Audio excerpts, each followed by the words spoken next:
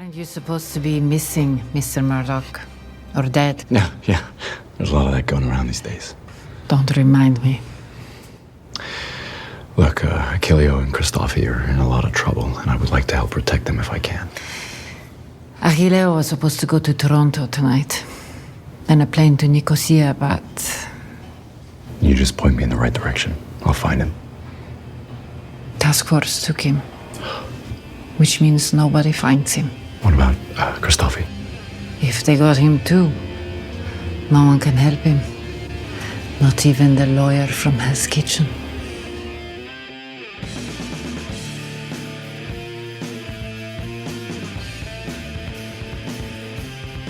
Hey, panelers, welcome back to the show. I'm Mark. And I'm Steve. And we are back. We took a little bit of a hiatus for a moment just because nothing was really in the works and we needed some time. I was doing other things, obviously, and Steve had some personal stuff to do as well. Well, same here, too.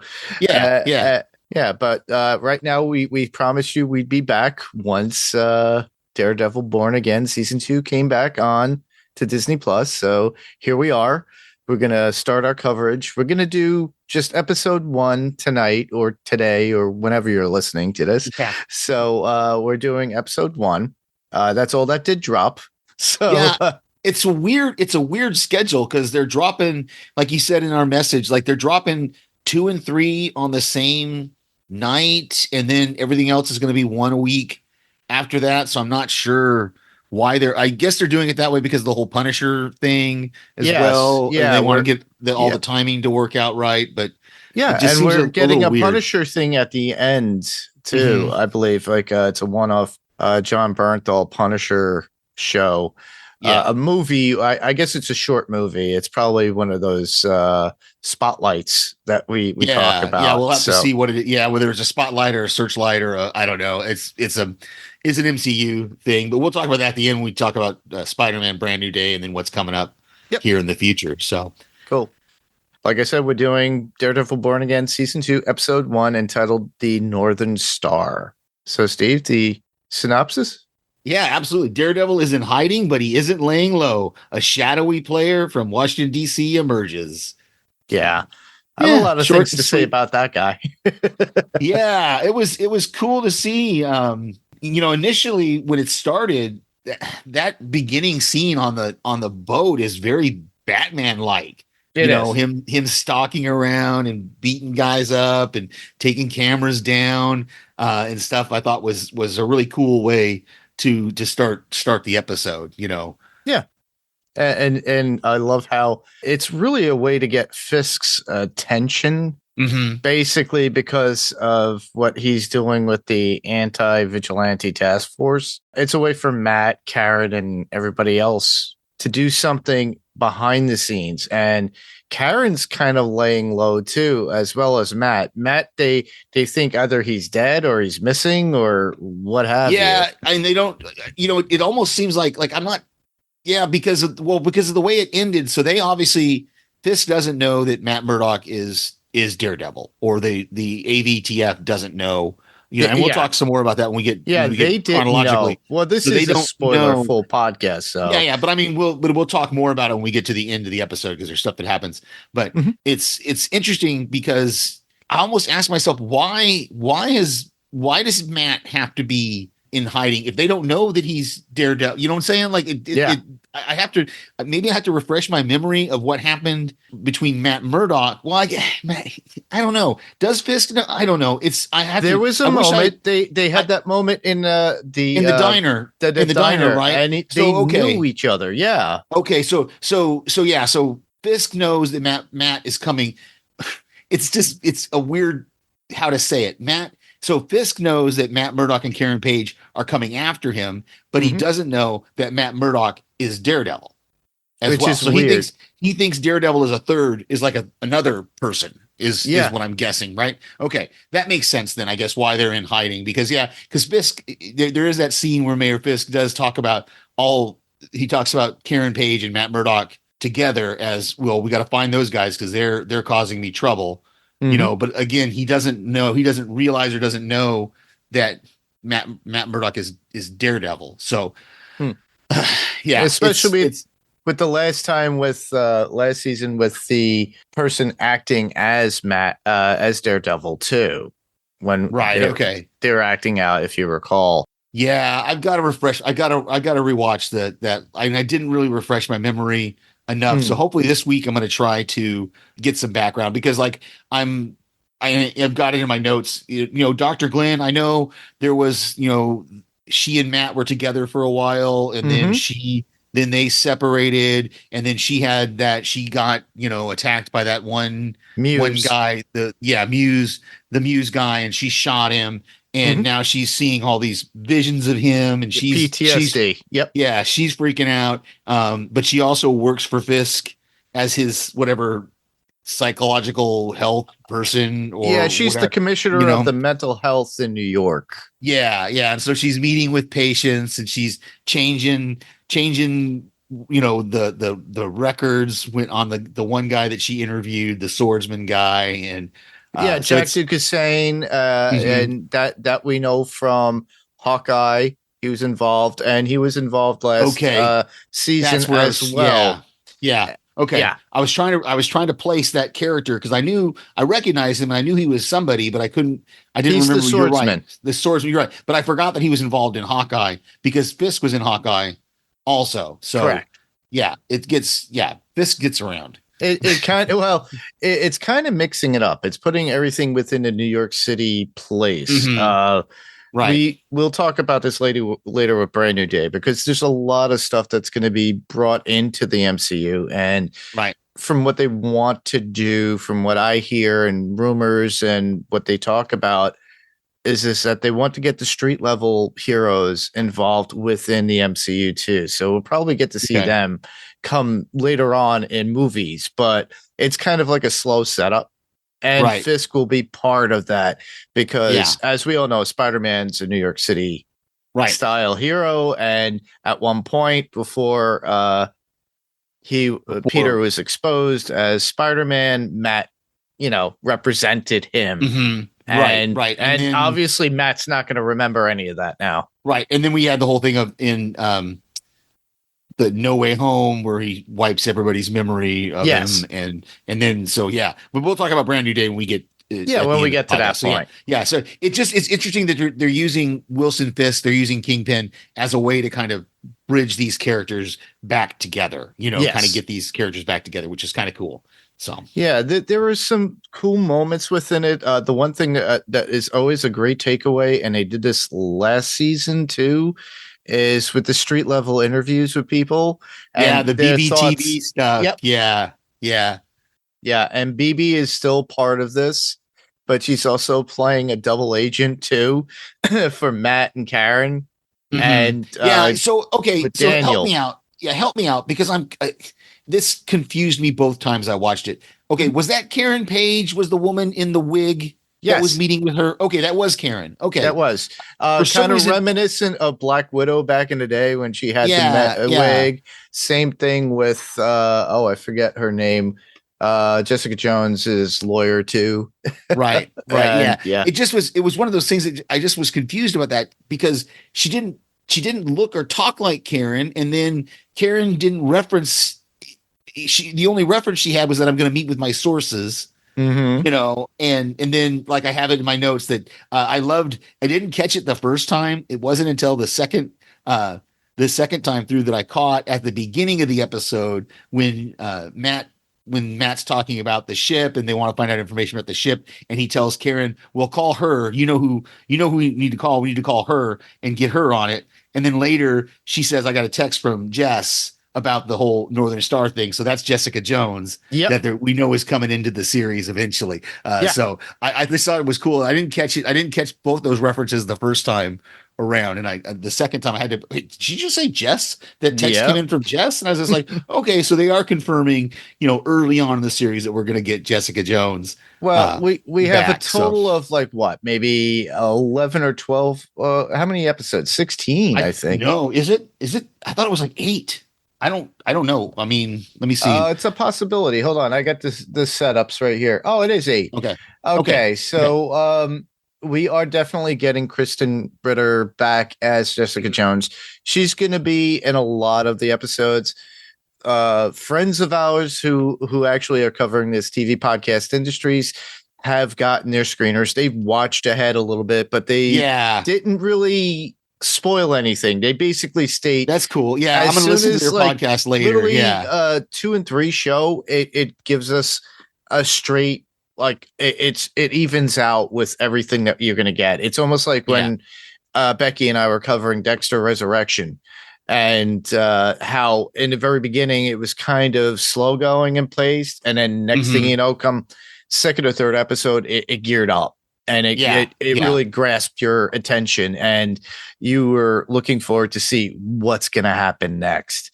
We have more for Jessica. We definitely are going to be getting more characters involved. We got Lily Taylor in there as well. I forget who she plays. We got Michael Gandolfini coming back as deputy mayor. Daniel Blake.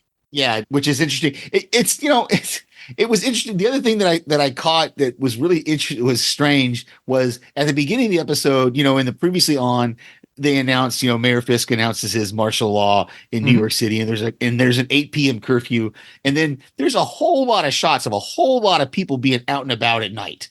Yeah, so I'm like, is the curfew just not being or is it getting dark really early? I mean, I guess it could be getting dark earlier, but it just he's having this big party, and okay, they're not on the streets, but he's got people in his BB actually makes it clear, you're not supposed to have everybody out after that. And he goes, "Don't worry, I'm deputy mayor." And he's like, "Fisk owns the building." My roommates.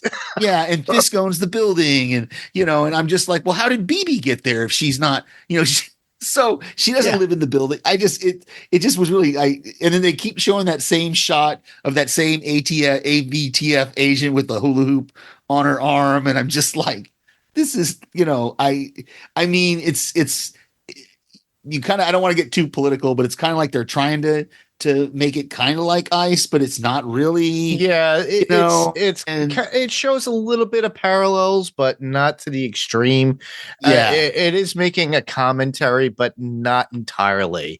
You're going to take it as you will, take it with a grain of salt. And honestly, a lot of people are taking that from that. Me, honestly, this is an anti-vigilante task force. Right. This has nothing to do with people who are illegal or immigration or anything. But I think it has to do with the violence that they're doing. And that's the only thing possibly similar, because that one AVTF officer beating the crap out of that guy in the I don't know if he killed him, but Buck killed him. The Buck guy, the British guy killed him, which is another that didn't kind of make sense, because he's beating up on the guy, trying to find out where the other guy is. And the British guy comes in and goes, well, why don't you make him a tea? Because if you just keep beating on him, he's not going to tell you anything, basically. And then he tells the other officer to leave, and he just shoots the guy in the back of the head. And I'm just like, so I guess you didn't want any information out of them? I'm like, it was just the point of just beating up somebody? I don't know. And then Fisk is on the phone, and Fisk is like, thanks, Buck, for taking care of that. And I'm like, it's like, and then and Daniel cleaning up the mess. But I like the fact that BB goes there specifically to meet Daniel, who's the deputy mayor, and it's her way of having an inside man to get that information for Matt and Karen. So that's their mole, as it were, without being the mole, without knowing it. He's giving her information without realizing it. So because he's flaunting his power and trying to impress, something's gonna come out of that. I'm sure it's got to eventually. But there was a lot packed into this. That whole scene in Mayor Fisk's office with the Lieutenant Governor, when we're introduced to Matthew Lillard's Mr. Charles, and he's from Langley, and the one guy the one guy says, "Oh, is the agency involved in this?" And then later, Mr. Charles doesn't really confirm that he's with the CIA, but he kind of says, the people that I work for are wanting to do this, and like we need all these guns and all that stuff. And he's like, yeah, but I can bury the bodies. I can, I move things around. That's kind of what my job is. And he's like, I make sure the bodies don't pop up. And he wants to kill all the guys that are going to unload the boat, which that brings me back to another thing that I didn't really catch the first time I watched it because I was trying to figure out what was going on. But I realized on the second viewing, when he takes the watch off that guy's wrist and puts it in the box, that's got to be so that he can trace it, right? Because now that he knows the sound of the watch, he thinks he can find it again wherever that crate of guns ends up. And so that's got to come back. That's got to come back around at some point. Chekhov's watch there. That he's going to come back to find that crate of guns. So yeah, I like the fact that they did introduce Mr. Charles, that Matthew Lillard, who I love as an actor. Yeah, him playing something he's a bit funny in it in the character, but he's a little bit pompous, and even Fisk says it in front of, like, when he's talking, he goes, "Well, I don't know what you'd to say in front of whatever I say in front of Vanessa in your wife." Yeah, and Fisk is like, "No, you can say whatever you want in front of her." And so he just says that honestly. He's like, Fisk is like, "No, I'm going to use my guys to unload the boat." And Mr. Charles is like, "Well, if you want to use your guys, that's fine, but realize that as soon as they drop off the stuff, you got to kill them all." And Fisk is like, "Well, wait a minute, I don't want to kill all my guys." And so that's when that kind of Mr. Charles kind of worms his way in there and goes, "Well, I can get a crew together to move that stuff." So I thought that's an interesting take. And the camera lingered on his watch. Yes. And I didn't know if it was supposed to be the same watch or a similar watch as the one that was thrown in the crate. It could be the same watch, but it could be. There had to be some sort of intentional reason why they showed us that he was wearing a watch under that sleeve. The camera really focused on that watch that's on. This is not the last time we'll see Mr. Matthew Lillard. Oh yeah, no, he's set to play in 8 episodes. So he's going to be in the season. I won't be surprised if he gets his head popped at the end of the season. At the end of the season, though, that won't surprise me. Find out who he's part of, because who he really is working for. Maybe it's somebody else. I don't know. Well, this is something that might not pertain to it, but in the comics, there is a Mr. Charles who works for the CIA. So if it's the same character, it might not be. It might be a different twist, because Marvel loves to change it on anything that's been changed to TV shows or the films. So Mr. Charles in the comics is a CIA operative who was sent by Valentina Allegra DeFontaine as a contact for Wilson Fisk. Okay, interesting. So and that was to, in order to support his activities during his tenure as mayor of New York City, which did happen in the comics. Okay. But it's a possibility that this could be just a character they're utilizing, and he could just be a secret operative, because as we all know, since we all watched the Thunderbolts, Allegra is now working properly with, quote unquote, the new Avengers. Yeah. So we'll have to see how that all works out throughout the rest of the series. So yeah, I'm excited to see. It's too bad we got to wait a few days before we can see the next 2 episodes, but that's okay. We can we had way too much of things getting dropped whole seasons on us at once, and we're gonna have enough of a time when The Boys comes out, because there's going to be a little bit of overlap, I think. Yeah, I kind of mentioned that we could possibly do 2 at the same time, back to back. And then that way, we'll do first half of the podcast, this, and then, for Daredevil, and then the second part, jump right into The Boys for a little bit for a quick talk. Right. Yeah. If we're double up and on those. So we'll have to see. I got to refresh my memory about the end of The Boys too, and the Gen V ending that the had end all of Gen those. V was pretty cool, and I think that's where they're probably going to leave it off with, because we got a lot of the boys within it. So we have well, and we got they've joined up. This is off topic, obviously, but they've joined up with Starlighter and A Train. Is it A Train? Yeah, and A Train now. So we'll see if those kids show up in the boys' final season as well. I'm sure they will. But yeah, I'm excited for that coming out. So back to this though for Daredevil. I love the fact that it's like we spoke about, John Bernthal and Frank Castle, but in this particular episode so far within the show, we haven't heard of any mention of Frank Castle and his escape from Red Hook Port. Yeah.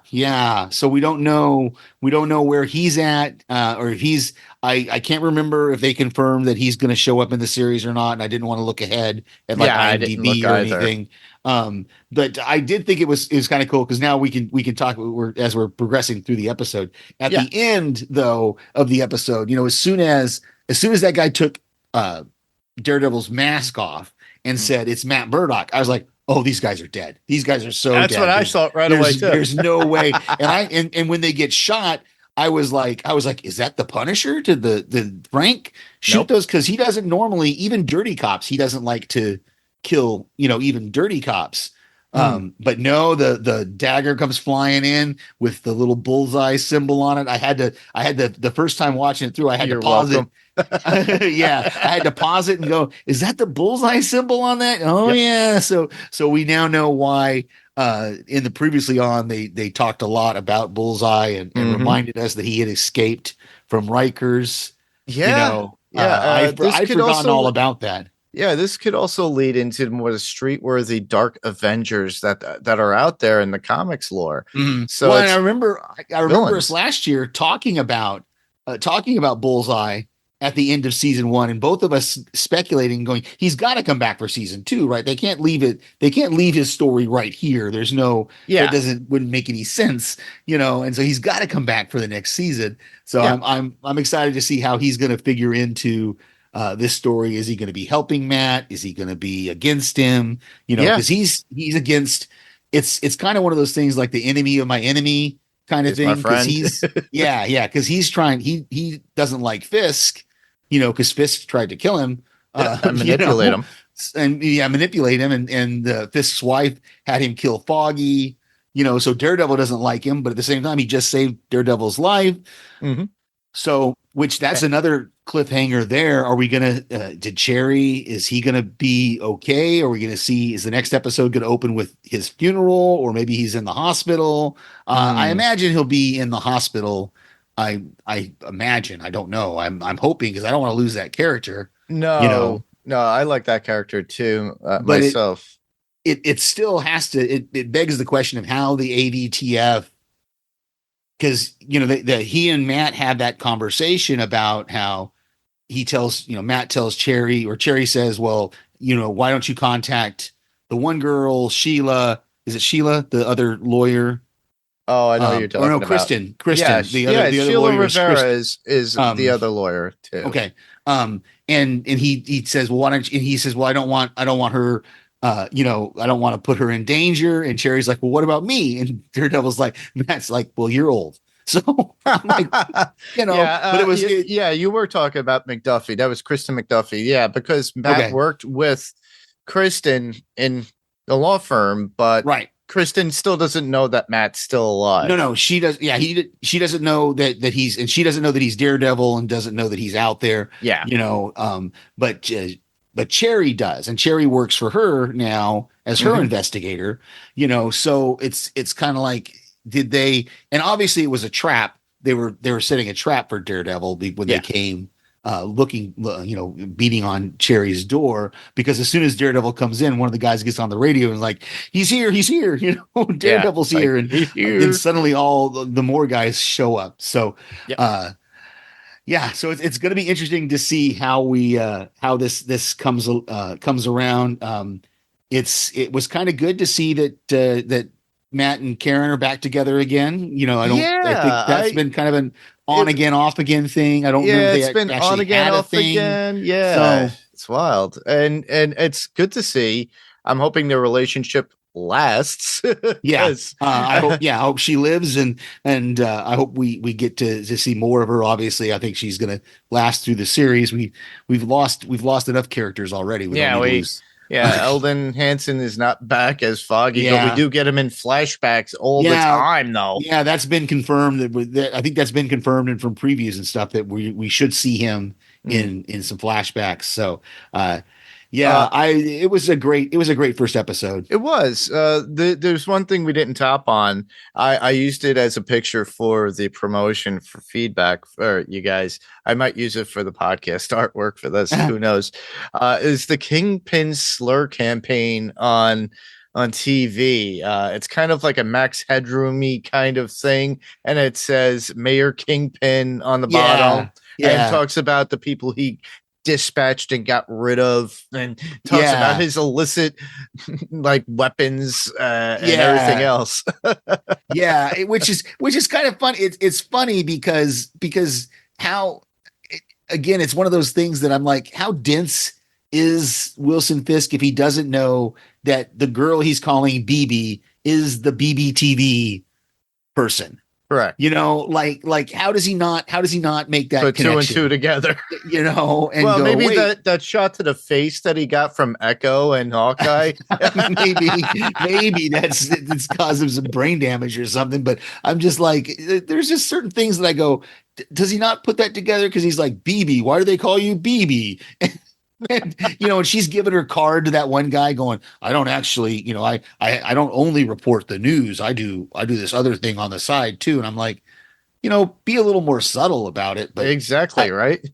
So we'll see if he figures that out, or if he's maybe using it as a reverse campaign. I don't know. Yeah. But it is. I love those cutaways because, obviously we're recording this on March 29th. So we just had St. Patrick's Day a couple of weeks ago, and obviously I think both of us rewatched the Boondock Saints. Yep. And we've always referenced those as that's very similar to this BBTV stuff where they're cutting away to the man on the street kind of videos. So I'm really happy that the series is back, and I'm looking forward to seeing where it goes. So same here. That's all I had for my notes and commentary, but that's about it for me. Yeah, the only quote I have is one that I didn't really catch it on the first episode, the first time viewing, but the second time viewing when he's doing the wooden man, the Bruce Lee wooden man thing, and Karen asks him, I don't know how you do that. And I love that he said years of brutal training from a borderline psychotic sensei. Yep. That was Stick. That was Stick. Yeah, Scott Glenn. So it was great to have that reference to Stick in there. In there, but that's all I got for this particular one. The only quote I would have would be Matt about Fisk and sinking the ship. When he's talking to Karen about it, and he goes, "It's a crack in Fisk's armor." Mm-hmm. So it's literally, and it was. The only thing that I have, other than the quote, was needle drops that came out within the episode itself. Josie's Jukebox, James Hunter's "Whatever It Takes" was a song that was in the episode. Curtis Eugene Cross II's 100, the song 100. Joey Valance and Bray's Hula Gang. That's an interesting song, especially the song title. And Carla Thomas's Gee Whiz, Look at His Eyes. And of course the last song, Inner Circles, by their song The Bad Boys. But that's about it. That's all I had left on anything I could note wise. Yeah, very, very cool. Yeah, I'm excited to hear what TV Podcast Industries thought about it and listen to. I've got the official podcast also queued up on my phone to listen to eventually to hear what they say. They don't ever give anything away on those, but sometimes they're fun to listen to. Usually it's just observation and literally they do this with The Pit too. HBO Max, as even though Becky and Mandy are covering The Pit, Yeah. HBO Max has their own podcast. Everybody has their own podcast for their own TV show now. But it's cool that you have, viewers and fans like us that do these. And we've been doing it a lot longer than most of these companies.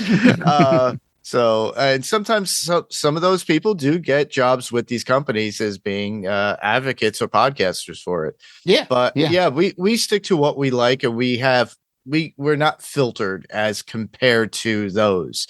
So it's something that we could bring up, like we could mention the Marvel Comics version of the character, or referencing of, or possibilities of where it would lead to the MCU. So whereas they are restricted only to within the show itself in that episode. Yeah, exactly. So, but it'll be interesting to hear. The Peacemaker one was really cool to listen to. So, that's all I got for this one. I'm looking forward to the rest of the season. Awesome. Same here. Next up would be comic news, and we kind of talked about it a little bit. We'll go a little bit more into it. Mm-hmm. Obviously, we got the trailer for Spider-Man Brand New Day. It came out. It was like 2 minutes long, but gave us so much to look for. It was a lot. Yeah. There was a lot of key comic book cover scenes in it. The amazing, I forget which Amazing Spider-Man cover with him holding the guy in web slinging, and he's got the guy under his arm as he's doing it. That's straight out of a book cover. Oh, cool. We got the tarantula against Spider-Man, and it's the typical with the boots with the spikes on them at the end, going into the building, going after Spider-Man. So we're getting more villains, street villains like that in the movie. Same thing with Boomerang. And we get Frank Castle was in it. So we Frank get some Frank and Peter don't get along. No. And that's straight out of the comics. That's not only this leads me so I guess Frank would be the same as everybody else. He would have forgot who Spider-Man if he had heard the information. Yeah. So Frank, I know that's straight out of the comics, is they have clashes quite often in the comics in the 80s. I remember that's them where fighting quite a bit. Punisher came from, literally was from a Spider-Man comic. Right. It was his first appearance. Yeah. And I'm glad they finally got them together within a movie itself, which is great. We're getting we had scenes of the Hand, which is crucial too. Yeah. Of all things, Daredevil too. Because Daredevil, right. So I was wondering if that was supposed to be the Hand there at the end of the trailer. So it's that's gonna be interesting to see how they're bringing this all together. Like you said, the street level kind of stuff. So and a setup for Peter to his powers changing and mutating. So he's going to go more of the Tobey Maguire, where he has the webs inside of him, but he's also physically changing, which harkens back to the comics, which I'm hoping at the very end we get a man spider. So you get Peter with 6 arms. Oh wow! I never saw that. Yeah, I never saw that storyline in the comics. So that'll be interesting. It's an interesting take. He continues to mutate, and in Marvel fanfare, when X-Men and him go into the Lost World where Kazar is, he turns into a true man spider. He's got the face and fur and claws and everything, and Angel turns into a real birdish kind of man bird. Interesting. It's weird. So we have a lot to look forward to. We don't know who Sadie Sink still is. We got more characters. We see a full cover version of Scorpion. Like I said, we got Boomerang. There is somebody who is doing some mischievous stuff, and we get Bruce Banner. So a lot for me as a Spider-Man fan to look forward to when it comes out, and I believe in July. So I'm looking forward to that so much right now. Yeah. So that's something to come out and look forward to. Yeah. The other thing that in comic news, as I put in the notes there, is that Wonder Man has been greenlit. We saw that announcement from Disney. That Wonder Man has been greenlit for a second season. Now that doesn't necessarily mean it's going to, I don't know when it's going to be. They probably haven't even written it yet. But just to know that they've got it in the works is pretty cool. Of course, it's probably going to be, at least 2027 before we see it, maybe even longer, depending on how it fits into the grand scheme. We have a lot more shows coming out too by Disney Plus as well. There's like a whole long list and laundry list that they have coming on. Mm-hmm. They're separating them more now than they did before because of the issues we had before. So I'm Right. thankful to that. So at least we have a lot of separation in between shows. Yeah, exactly. So yeah, we got Supergirl coming out in a few months as well, and like we already talked about, The Boys is coming back for its final season. Yeah, it's gonna be a lot of stuff. Spider-Man Noir is coming out in May. So Mhm. yeah, there's a lot of stuff coming out. But Spider-Man Noir, everybody is coming out on Prime Video. So Yeah. just keep that in mind. Interesting. So Okay. with that, we're heading towards the end of the podcast. So podcast recommendations. Just we've already been talking about it. I would say anything from TV podcast industries. We've talked about them before. Anything from Podcastica. You obviously have the Kaiju Cast that is going on out there. So all those are great stuff to listen to. I've talked about it before. If you like reality TV, check out. Rob has a podcast. He's Survivor 50 is back, and they're doing their Survivor coverage. I'm a big reality TV fan. I was just listening to House of Villains is another one another reality show they cover on there, which I like. So yeah, there's a lot of stuff out there. If you're interested in just about any kind of TV, it's out there and it's available. So yeah, there's a lot of stuff being covered, a lot of stuff that you can watch too. A lot of people ask me how come I haven't had time to watch certain things, because there's so much stuff going on. I know it's wild. I would like to recommend too, because Kaiju Cast has been a collaborative podcast that we've been doing with Podcastica, and it's not just on Pirate Core Entertainment, but it's on Podcastica. Go to the Cast of Us. Jason is still continuing his coverage of The Walking Dead, of the rewatch and everything. Yeah, check that out. And I believe Penny and her friends are still doing the Buffyverse, still slaying. And yeah. I was looking to jump in the beginning of April when I asked about an episode that I really wanted to do. Yeah, I'm excited to hear you on that one. I need to get caught up on that podcast, on those shows that I let them slip and I let the podcast slip. I finally got caught up on what they've published, but I got to get caught up on the shows, the episodes now. So yeah, I used to do a lot, like a rewatch of Buffy every year, but sadly enough, to hear that Nicholas Brendan, who played Xander, had passed away recently. His health has been declining over the past number of years, but it's sad to see him go. Unfortunately, too, we also lost the new version of Buffy the Vampire Slayer. It got canceled. Yeah, so they're hoping to get it picked up from another company, hopefully. Yeah, we'll see. Hulu owns it would have to be a whole brand new thing, unfortunately, from what I remember that Penny and them were talking about, because Hulu owns the pilot that they actually shot. So we'll see. I mean, you never know. I'd be excited to see it come back, but at the same time, I was talking to a friend of mine about it, and she's like, oh, I don't want, they need to start making new stuff, not just keep rebooting and redoing the old stuff. I'm just like, well, it sounded to me like it was a continuation of the original series, so that's fine. Where can listeners hear us? Well, obviously, I can be heard right here on Panelist to Pixels podcast. Now that we are going to be back full speed ahead every week. We got Daredevil Born Again is coming up. More episodes of that. We got The Boys coming out, and I send voicemails to various podcasts that our friends do, and I'm trying to get caught up on those. There's a lot of content out there right now. Oh yeah, there is. That's why not only am I doing here, you can hear me here on Panels to Pixels podcast, but I already mentioned it, the Kaiju Cast podcast. That is specifically for Pirate Core Entertainment, but for the beginning of it is a collaboration, because we're covering Monarch season 2. Ben couldn't do it, so he let me, he says, you take the reins. So I did, and I decided to create something that I wanted to do in the very beginning, which was a big monster kind of like kaiju style podcast. So after we finish Monarch, we're going to go back, Dimitri and I'll probably have some friends on when Godzilla -0 comes out. We'll be talking about it there. So, and then we'll talk of big monster movies. Have you seen War Machine? Not yet. The Alan Richson one. Yeah.